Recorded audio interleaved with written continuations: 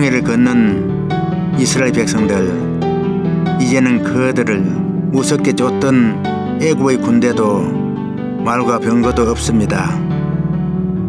하지만 홍해를 건넜다는 기쁨도 잠시, 그들을 맞이한 것은 약속의 땅 가나안이 아니었습니다. 그것은 끝이 보이지 않는 광활한 광야였다는 사실입니다. 차로 한참을 달려도 또 달려도 황량한 광야는 끝나지 않았습니다.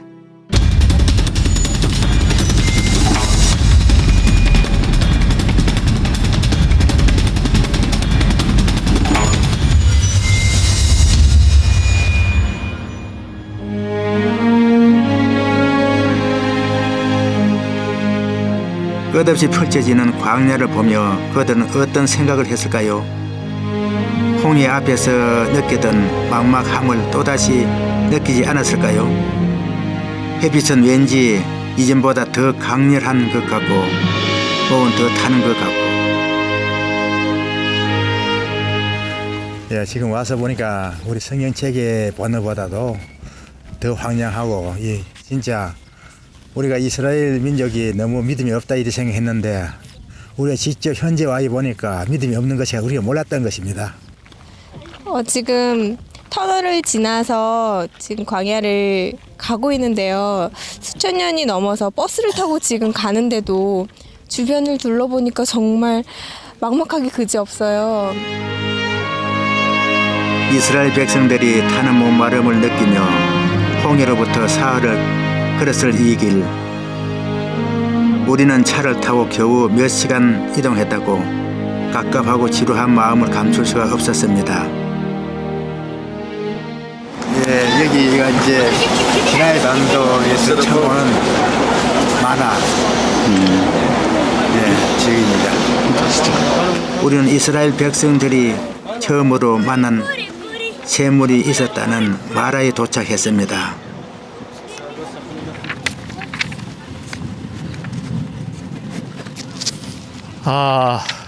이곳이 마라의 샘물인데 샘물이라고 얘기하기에는 굉장히 지저분하고 이거 뭐 도저히 먹을 수 있는 물 같지는 않고요. 그런데 이 사막 가운데 이렇게 물이 있다는 것만 해도 지금 기적적인 것 같아요. 이곳 마라라고 하는 것은 오늘날 명칭으로 아윤무사라고 말을 하는데 모세의 샘물이라고 말을 합니다. 우리가 여기에서 몇 가지 생각해 볼 것이 있어요. 출애굽기 15장 22절부터 27절까지에 보면 두 개의 샘물이 나오고 있습니다. 하나는 마라, 또 하나는 엘림. 오늘 우리가 집중적으로 보려고 하는 것은 이 마라의 쓴 물을 단물로 바꾸어 놓으신 거죠. 이스라엘 백성들이 홍해를 건너서 이제 출애굽하는 그 과정 가운데 3일이 지난 그 수루 광야를 지나서 3일 만에 도착한 곳이 이 마라입니다. 주변에 보면 이렇게 굉장히 건조한 이런 사막 땅인데 3일 동안 걸으면서 이스라엘 백성들이 얼마나 힘들었을까.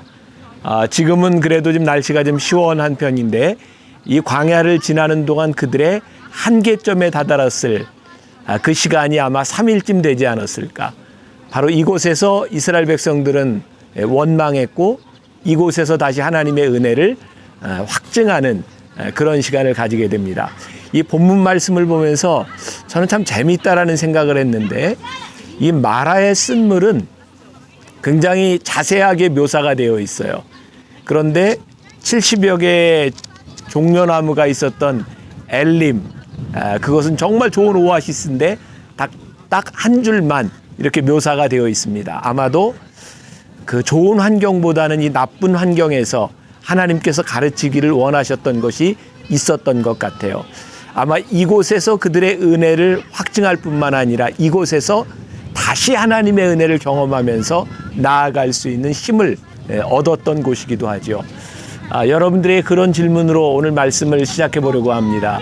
혹시 여러분들 가운데 마라의 쓴물을 경험하고 있지는 않은가?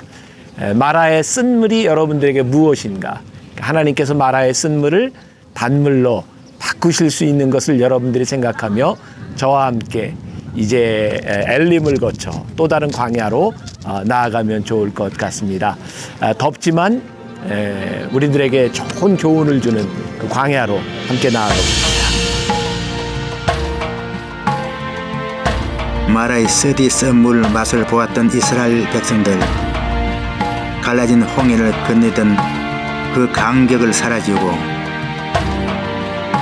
그들과 함께 하셨던 기적의 하나님도 까맣게 잊어버렸습니다.